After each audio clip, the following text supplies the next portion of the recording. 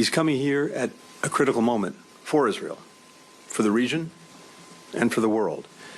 And he's coming here to do the following. First, the President will reaffirm the United States' solidarity with Israel and our ironclad commitment to its security. Second, President Biden will underscore our crystal clear message to any actor, state or non-state, trying to take advantage of this crisis to attack Israel. Don't.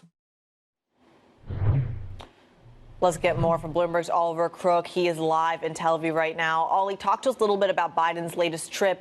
How much of a deterrent is it really? I think it will certainly be a deterrent. And again, it continues to build this narrative that the United States has the back of Israel basically under any circumstances.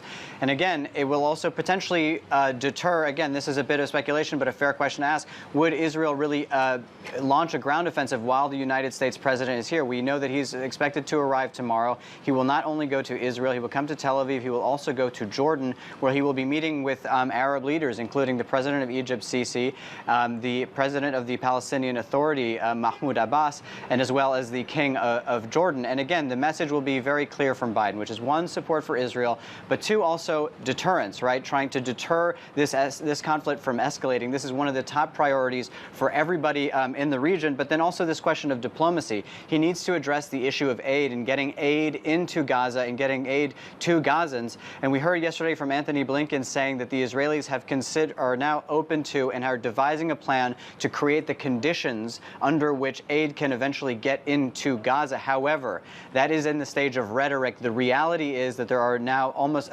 3,000 people dead in Gaza, according to the authorities there. The humanitarian situation is completely devolving. And so there is really that break-off. And the question is, will that south border point into Egypt, Rafah, will that crossing open? We have thousands, literally thousands of tons of humanitarian aid waiting on the border there that has not crossed in yet. That's the humanitarian perspective, and a heartbreaking one at that. Ollie, talk to us a little bit about the other side of the equation, the war effort from the Israelis. And so as far for the Israelis, it has been really the focus on aerial bombardment. We also have had some operations from the sea that have bombarded Gaza. There has been some strikes overnight. There have been some strikes in the north on Hezbollah as well. But really, the question is this ground operation, if or not, perhaps not if, but when it will take place. The Israelis, as we know this weekend, had confirmed that there's going to be a ground component in the next stage of this war. The question is, what will this scope be? And for some hints on that, we heard from the Defense Secretary of Israel, Gallant, last night. Here's what he said standing next to Anthony Blinken. This will be a long war. The price will be high, but we are going to win for Israel, for the Jewish people, and for the values that both countries believe in.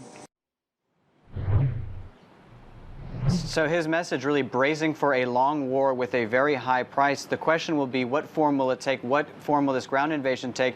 And also, is there an appetite to, if they are successful in dismantling Hamas, to occupy Gaza? The U.S. has warned against it. The Israelis said that is not something they want to do.